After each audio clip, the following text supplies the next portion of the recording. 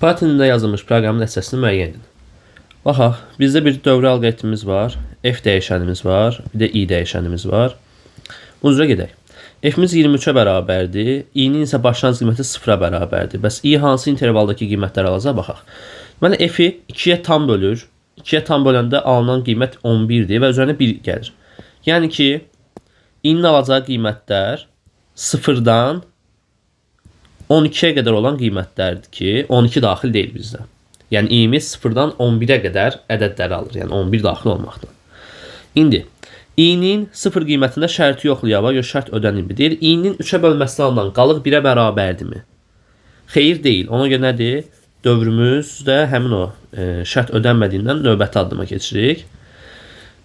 i-nin 1 qiymətində şərt ödənirmi? Ödənir. O zaman deyir ki, f bərabərdir. F-i vur, ona üzərinə 3 gəl. Yəni ki, 233 ədədini alırıq. Növbəti addımda i-nin 2 qiymətində şərt ödənmir, 3 qiymətində ödənmir, 4 qiymətində ödənir. 4 qiymətində şərt ödəndiyi üçün yenə nə edir? F-in üzərinə bir dənə də edib ki, 3 gəlir, sonuna 3 gəlir. Nəyə görə? Çünki bu 10-a vuranda 2330 alınır, üzərinə 3 gələndə 2333 ədədi alınır.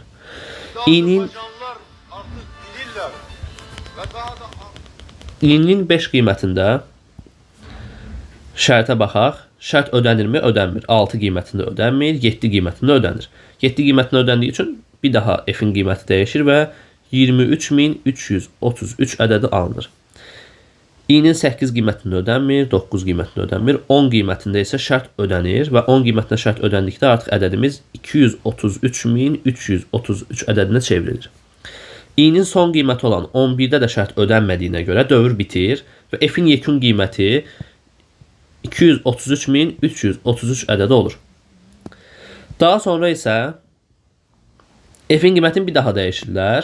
Burada ədəd tipində idisə, əvvəlcə mətnə keçirirlər, sonra listə çevirirlər və f-in yekun qiyməti bu formada olur. List daxilində 2, 3, 3, 3, 3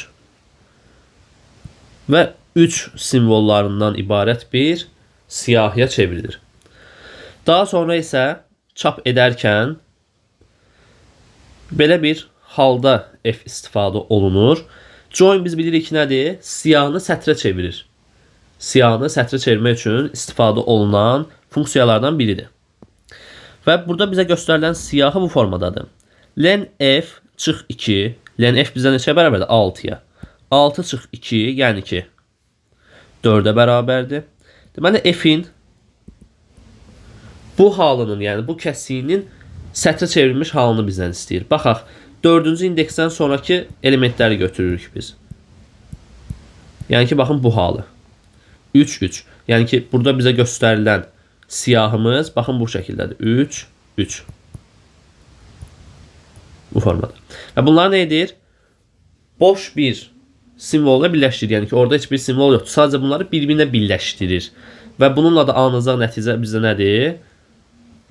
3, 3 sətridir ki, bizdə cavabımız sonda 3, 3 sətri kimi olur. Yəni doğru cavab burada B-dir.